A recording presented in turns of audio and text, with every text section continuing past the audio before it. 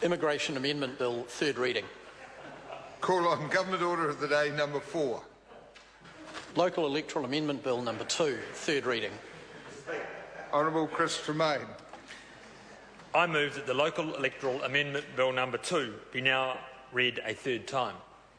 Mr Speaker, I am very pleased to speak at the third reading of the Local Electoral Amendment Bill. The bill makes a number of important changes to the Local Electoral Act, the principal act which provides the rules for local authority elections. The bill tightens and increases transparency around campaign donations, it streamlines pre-election processes, and it improves the availability of information about candidates. The Local Electoral Act has 3 core principles underpinning it, which are upheld and advanced by this bill. The first principle is fair and effective representation for New Zealanders and for communities. The second principle is that qualified people have an opportunity to cast an informed vote, to nominate a candidate and to become a candidate. And the third principle is public confidence in local electoral processes and public understanding of local electoral processes. Mr Speaker, as I mentioned, the bill deals with pre-election processes and candidate campaign donations. The bill makes a number of practical improvements to pre-election processes. These are based on earlier reviews of the local authority elections and changes sought by councils and others involved in the elections.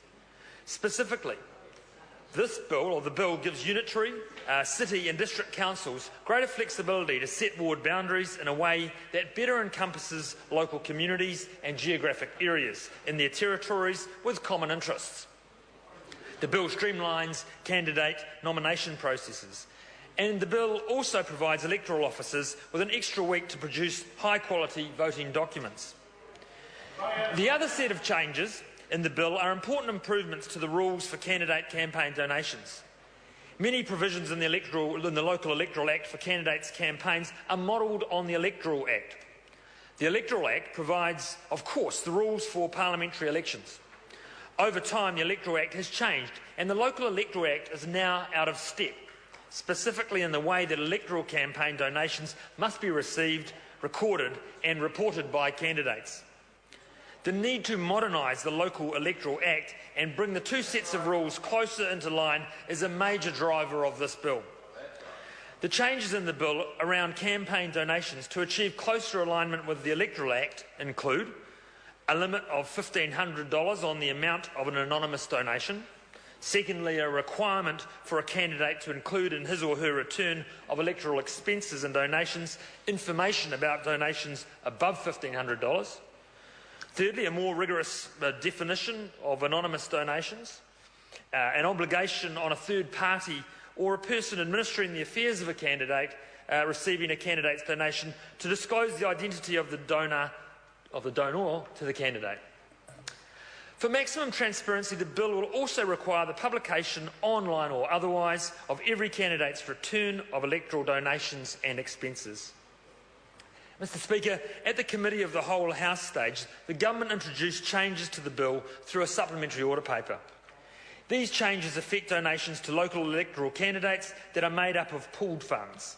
This includes donations from trust funds or where there is a fundraising collection for a candidate's campaign. The changes include a new requirement for a candidate to disclose whether a donation is made up of pooled funds. The candidate will also have to disclose the name and address of any individuals contributing more than $1,500. It will mean a candidate can't accept an anonymous contribution of more than $1,500. This is a good change by the House at the committee stage. It closes a potential loophole, it achieves closer alignment between local authority and parliamentary elections, and it supports the overall purpose of the bill. Mr Speaker, can I thank the Justice and Electoral Committee under the guidance of Scott Simpson? Can I thank all its members for the collaborative process and constructive work that they undertook in bringing this bill together? Can I also thank members of this House for their contributions to the debate during the Committee of the Whole stage. I think it's generally added to a better bill. Mr Speaker, like the parliamentary elections, local authority elections are held every 3 years. The next local authority elections on the 12th of October this year are fast approaching. The elections are for local councils and district health boards. And in many parts of New Zealand, elections will also be held for local and community boards and licensing and community trusts. All local authority elections are held by postal voting. Electoral activity is picking up pace in advance of the 2013 elections. There is indeed a lot going on behind the scenes to ensure smooth elections. Important milestones and dates for this year's elections include nominations for candidates closing on the 23rd of August. Voting documents will be delivered to electors between the 20th and the 25th of September, and voting will close, as everyone is aware, on the 12th of October at noon. Mr. Speaker, in closing, the public rightfully expects high levels of transparency and confidence on the conduct of all public elections.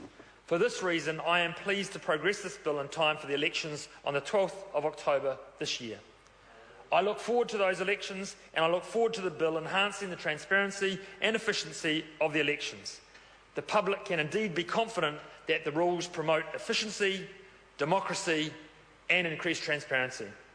Mr. Speaker, I commend this bill to the House. The question is that the motion be agreed to. Before I call the member, during the process of the vote, a member raised the issue of Standing Order 48, which invites the Speaker to adjourn the House, but the test is disorder or impending disaster.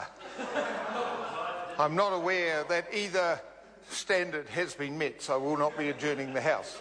Andrew Little. Thank you, Mr. Speaker. Although I rise to speak in these dying moments of this session of this Parliament,